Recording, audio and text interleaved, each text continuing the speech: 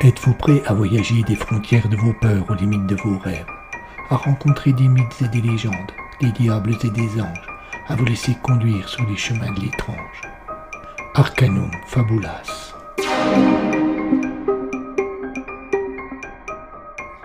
Saison 2.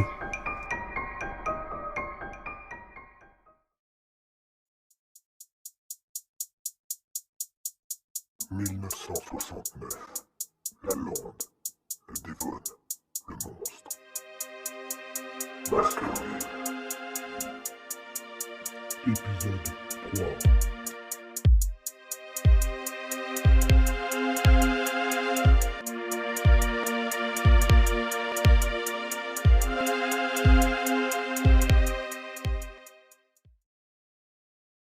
Laura Lemon portait très bien sa cinquantaine.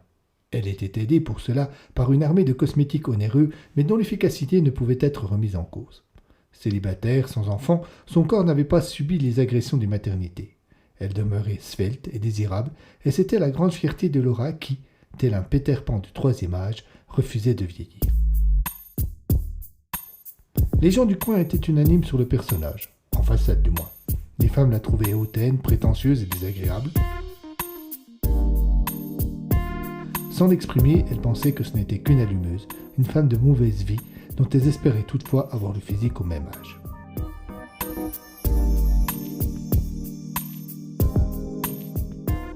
Les hommes la trouvaient hautaine, prétentieuse et désagréable. Sans l'exprimer, ils se souvenaient de leurs fantasmes d'adolescents, remarquaient qu'elle restait incroyablement désirable, que son charme continuait à les faire vibrer et, surtout, qu'ils ne devaient pas raconter cela à leur épouse.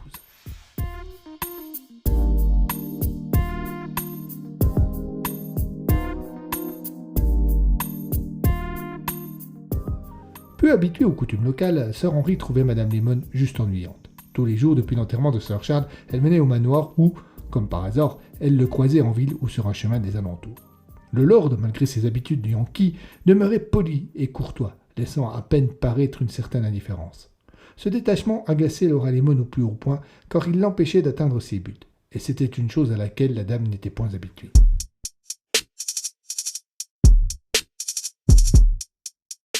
Lorsque la radio diffusa les nouvelles de l'évasion de Selden, un personnage dont elle avait oublié jusqu'au nom et que les agressions qu'il avait commises furent rappelées, elle eut un éclair de génie. Cette fois, c'était certain. Elle briserait la résistance de Sir Henry et parviendrait à ses fins.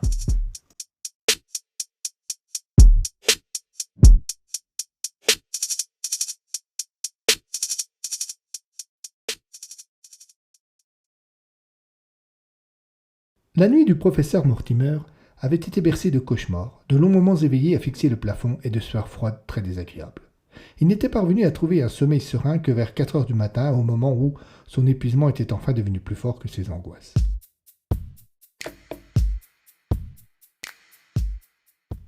Il se leva assez tard et, après une toilette rapide dans la petite salle de bain jouxtant la chambre traitée par Sir Henry, il descendit dans le grand salon où il croisa Madame Barrymore.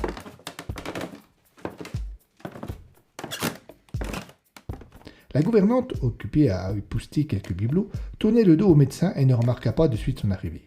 Quand elle se retourna enfin, elle eut un sursaut tel un enfant pris en faute. Elle effaça ce court moment de gêne par un petit sourire. En réponse, Mortimer la salua poliment.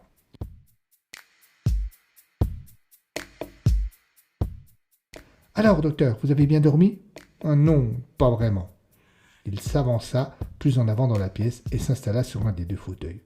Je me dois de remercier Sir Henry pour son hospitalité, qui me dépanne pendant que l'on termine les travaux dans ma maison. Mais me retrouver dans la demeure de mon vieil ami aujourd'hui disparu me met mal à l'aise. Comme je vous comprends. J'ai moi-même beaucoup de mal à... Elle s'interrompit en cherchant à ne pas perdre le contrôle de ses émotions, et après un long soupir, vint s'asseoir dans le second fauteuil. Et puis, cette mort était si étrange, si soudaine. Mortimer n'avait pas envie d'aborder le sujet.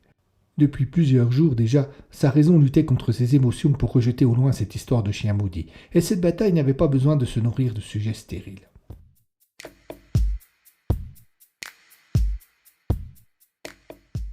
« Depuis combien de temps étiez-vous au service de Sir Charles ?» demanda-t-il avec un détachement fin. « Depuis que j'ai épousé mon défunt mari, il y a 32 ans, ma belle famille, elle était au service des Baskerville depuis 4 générations. Cela s'arrêtera là puisque je n'ai pas eu d'enfant. Paraissant comprendre qu'on ne parlerait pas de la mort de son ancien patron, la gouvernante se leva en terminant sa phrase et se remit au travail. Le professeur chercha à poursuivre l'échange et demanda où était Sir Henry. Madame Barrymore, un peu gênée, répondit qu'il était parti au village. Ah bon? Il me semble pourtant avoir vu la Rolls se garer devant la maison. La gouvernante craignait par-dessus tout cette question. Elle mit quelques secondes avant d'expliquer que le jeune lord était parti à pied par la lande.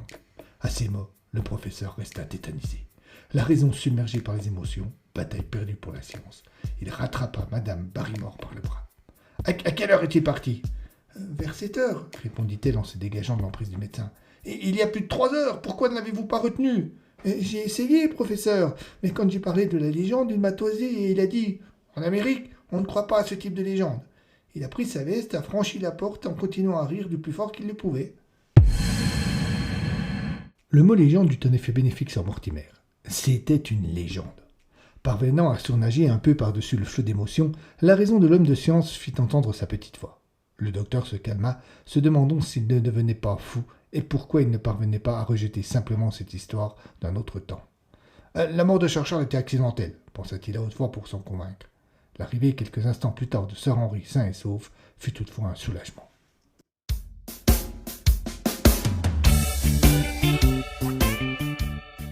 La gare de Princeton aurait pu accueillir n'importe quel train fantôme sans avoir besoin de refaire sa décoration.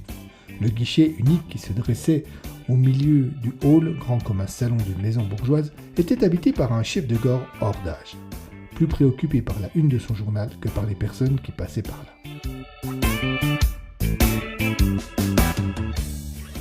Watson, qui venait de descendre du train en provenance de Londres, hésita à le déranger pour lui demander conseil. Il renonça et se trouva bientôt seul sur la petite place devant la gare à la recherche d'un taxi. Il y en avait un seul, dont le chauffeur, un grand barbu à la peau mate, était aussi accueillant qu'un précipice sans fond.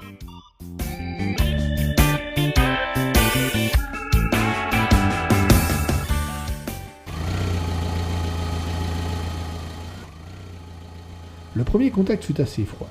Bien que manifestant toutes les marques de sa bonne éducation, Watson n'obtint qu'un vague grognement en réponse à sa question. « Bonjour monsieur, excusez-moi de vous déranger, vous êtes libre ?» Puis d'un geste de la tête, le mal léché invita le gentleman à s'installer à l'arrière de son véhicule. L'odeur y était étrange, un peu de moisi, de tabac froid et des effluves corporels se mélangeaient dans un fumet vomitif qui soulevait le cœur du médecin londonien. En demandant à être conduit au manoir de Baskerville, un seul espoir habitait Watson, pourvu que cela ne soit pas trop loin. Dans le cas contraire, pas de doute, son estomac demanderait des comptes, ou plutôt, il en rendrait.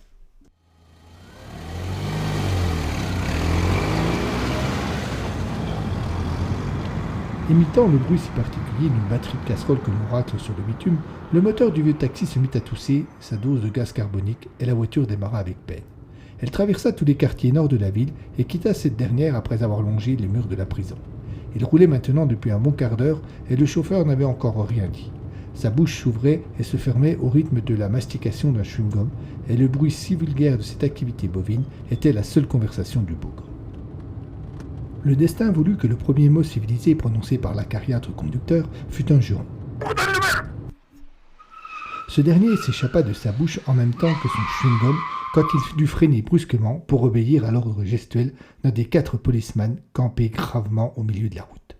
Dès que le taxi fut mobilisé, le représentant des forces de l'ordre s'approcha du véhicule. « Messieurs !»« Bon sang, qu'est-ce que tu fous, Paul ?» demanda le chauffeur, qui ne semblait pas le moins du monde impressionné par l'uniforme. « S'il te plaît, Lars, je suis en service là, alors un peu de respect. »« Arrête de frimer, laisse-moi passer, je bosse là. »« Moi aussi je bosse, qu'est-ce que tu crois ?» Un autre policier, visiblement gradé, qui s'était approché entre-temps, intervint. « Quelque chose ne va pas, brigadier ?»« Non, chef, tout est en ordre. » répondit Paul en faisant une grimace à Lars pour qu'il ne pas qu'il réagisse. « Vous avez contrôlé les papiers de ces messieurs ?»« Non, mais je le connais, c'est Lars, le chauffeur de taxi. Tout est en ordre. » Le gradé ne répondit pas, mais son visage contrarié soulignait son désaccord avec les conclusions de son subalterne. Il se pencha un peu pour voir l'intérieur du taxi et découvrit Watson qui suivait la scène sans intervenir. Sans se soucier des dires de son collègue, il l'apostropha par la fenêtre du chauffeur. « Monsieur, puis-je voir une pièce d'identité ?»« Naturellement, répondit le médecin en glissant sa main dans la poche de son veston pour en sortir ses papiers. Vous cherchez quelqu'un?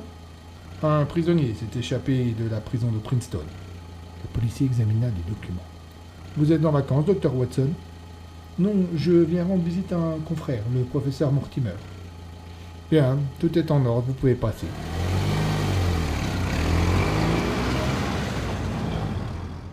Le taxi reprit sa route, mais ce petit intermède eut pour effet de délier la langue du chauffeur. Première visite dans le pays, monsieur? Oui, en effet. Ah, pas super comme accueil. Watson se demanda si le chauffeur faisait allusion au contrôle de police ou à sa propre attitude. Le type qui cherche, c'est un gars du coin qui a agressé plusieurs jeunes filles. Mais ils sont surtout sur les dents car la réputation de la prison en a pris un coup. C'est seulement la deuxième fois en 30 ans que quelqu'un se fait la belle. Il eut un petit rire rauque. Cela n'a pas l'air de vous déplaire. On peut dire cela. La voiture s'était engagée sur un chemin, au bout duquel apparut bientôt une immense bâtisse impressionnante et lugubre qui se détachait à peine du ciel gris. On est arrivé, monsieur. Le taxi s'immobilisa devant la grande grille en fer forgé qui s'ouvrait sur un parc bordé d'ifs magnifiques.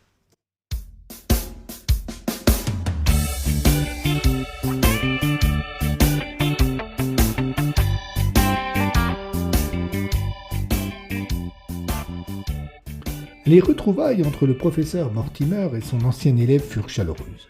Au cours de sa carrière, le vieux médecin avait vu passer un grand nombre d'étudiants. Peu l'avaient marqué et un seul, Watson, l'avait impressionné.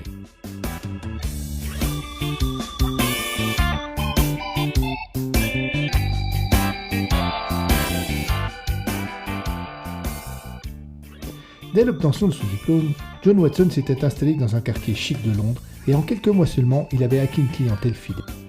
Sa réputation lui avait valu plusieurs articles dans la presse spécialisée et bien qu'il fût encore jeune, il était devenu une référence dans la profession. Mortimer avait donc hâte de lui exposer le cas qui le troublait et sans même lui laisser le temps de s'installer, il le conduisit à l'hôpital pour lui permettre d'étudier le dossier de Sir Charles.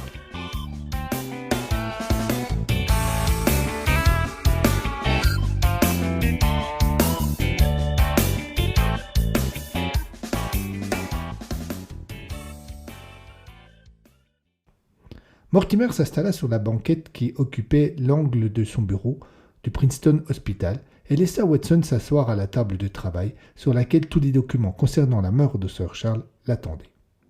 Il y eut un premier moment de silence qui fut interrompu lorsque Watson demanda de quoi prendre des notes, puis un second, plus long, pendant lequel seul le bruit de la bille sur la feuille se fit entendre.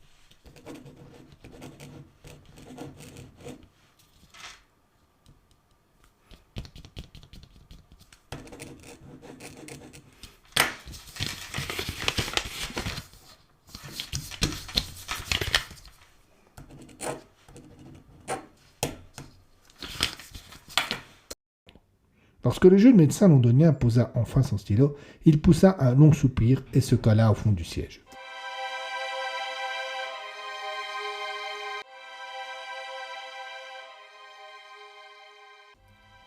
Alors ? Demanda Mortimer impatient. Troublant, répondit Watson en laissant ses yeux se balader sur les dernières pages qu'il venait de lire. C'est également mon avis. Le descriptif que vous faites laisse à penser à une crise cardiaque, d'autant plus que Sir Baskerville était fragile sur ce plan-là. Mais les clichés du mort... Il n'en extirpa un de l'intérieur du dossier et le regarda une nouvelle fois, comme s'il avait une chance de trouver une réponse. Ils sont... Les mots ne venaient pas, et Watson termina sa phrase par un soupir.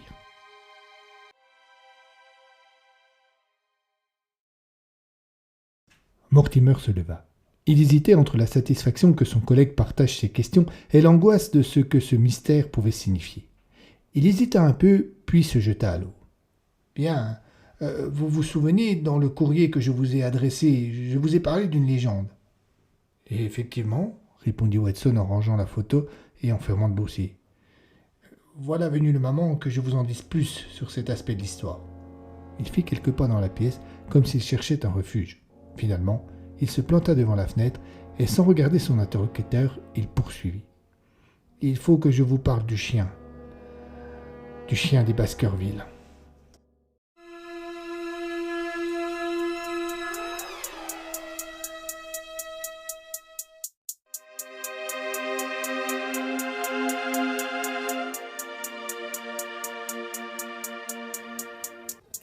À suivre.